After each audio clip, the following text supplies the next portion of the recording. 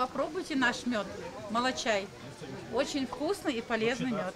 Вслед за лучшими пчеловодами Ингушетии на сладкий конкурс слетелись и пчелы. Изысканный аромат меда манит насекомых-тружениц, а еще зрителей фестиваля, которые с удовольствием пробуют полезное лакомство. Попробуйте наш мед. Хорошо. Это у нас молочай. Магомед, скажите, одна пчела производит 1-2 грамма, да, за свою жизнь меда? За всю свою жизнь есть не более 1-2 грамма меда. Вот эта ложечка? Да. Это одна Это пчела. за всю жизнь одна пчелка производит?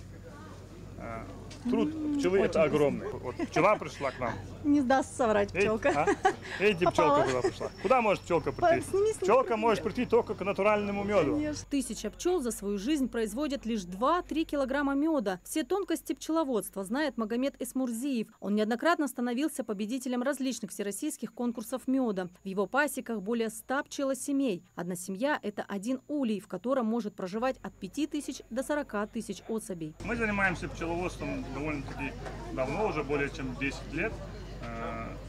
Наша пасека кочевая, мы кочуем на наши горные части, это Таргим, Жайрах, собираем липовый мед, акацию, молочай, айленд. Вот наша вся продукция, которая у нас есть еще. Сотовый мед у нас, жидкий мед.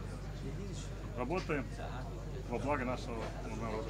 Участники фестиваля меда, предприятия общепита, пчеловоды и домашние кулинары Ингушетии. Всего более 40 человек. Такое сладкое событие по инициативе главы администрации Магаса в республике проводится впервые. Конкурсная комиссия проводит дегустацию и оценку продукции. Внешний вид латте. Консистенция, запах, аромат. Внешний вид. Внешний вид, он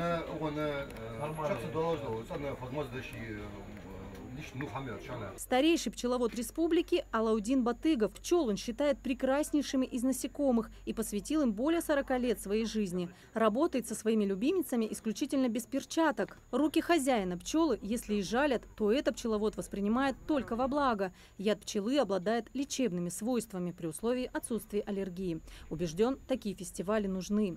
Польза в том, что местное население будет знать, у кого хороший мед, где собран мед, с чего лучше мед, для каких целей, в лечебных целях. В этом году из-за природных условий вся Ингушетия осталась без липового меда. Можно приобрести его только из прошлогодних запасов. Пчеловоды просят обратить внимание, что если мед, как говорят в народе, засахарился, то это не недостаток, а напротив является индикатором натуральности. Мед чистый с этого года, он кристаллизовался. Вот некоторые говорят, у нас мед засахарился. Эта фраза неправильная. Фраза примерно уже ближе к весне он уже должен кристаллизоваться. Вот сейчас я покажу. Это норма, а наоборот, не отклонение. Да. Ни дня без меда и без пчел. Владельцы пасек, как правило, влюблены в свое дело и продукцию, производимую труженицами, собирающими пыльцу. Без меда я вообще чай не пью. Завариваю не заваркой, а собираю там разные травы. С этих трав делаю чай в самоваре и пьем. Пчеловодством где-то в 2000-х годах отец мой, он начал пчеловодство. Я тоже параллельно учился в Петербурге. И мне эта профессия понравилась очень. И с тех пор помогал отцу. И сам уже у меня все я механизировал, все, удобство для пчеловода сделал. Интерес к занятию пчеловодством в Ингушетии очень высокий, отмечают организаторы. Власти заинтересованы в том, чтобы поддерживать местного производителя. В этом находят люди какое-то собственное, понятно, только пчеловодам удовольствие, это во-первых. Во-вторых, это возможность хорошего заработка. Хотя достаточно труд непростой, нелегкий, тяжелый, я сказал бы. А пчеловодство само по себе, сохранение пчел, как один из тех факторов сохранения всего растительного мира на нашей планете. Из таких соображений многие и работают. Не только мед, но и халву представили на суд жюри. Кукурузное и пшеничное национальное лакомство – это вкус, знакомый с детства каждому ингушу. Сладкая, вкусная халва.